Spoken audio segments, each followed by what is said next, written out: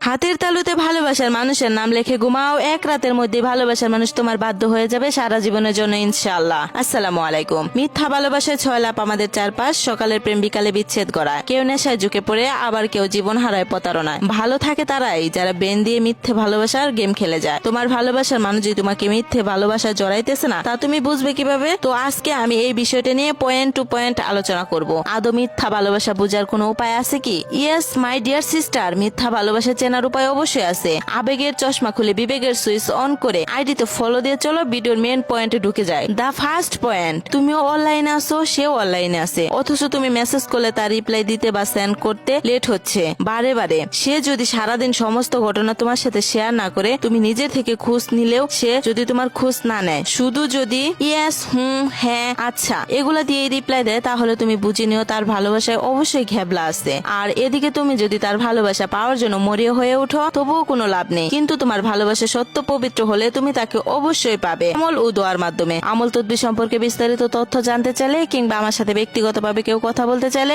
ইনবক্সে নক করো। আমলটা করার নিয়ম হলো, এশারে নামাজের পর 33 বার আস্তাগফিরুল্লাহ পাঠ করে, 7 বার দরুদ শরীফ পাঠ করে, সুমমুন বুকমুন ইউন ফাহুম লাইয়ার জিউন 3 বার পাঠ করে হাতের তালুতে ফু দিয়ে ভালোবাসার মানুষের নাম লেখে ঘুমাও। এক রাতের মধ্যে ভালোবাসার মানুষ তোমার বাধ্য হয়ে যাবে সারা জীবনের জন্য ইনশাআল্লাহ।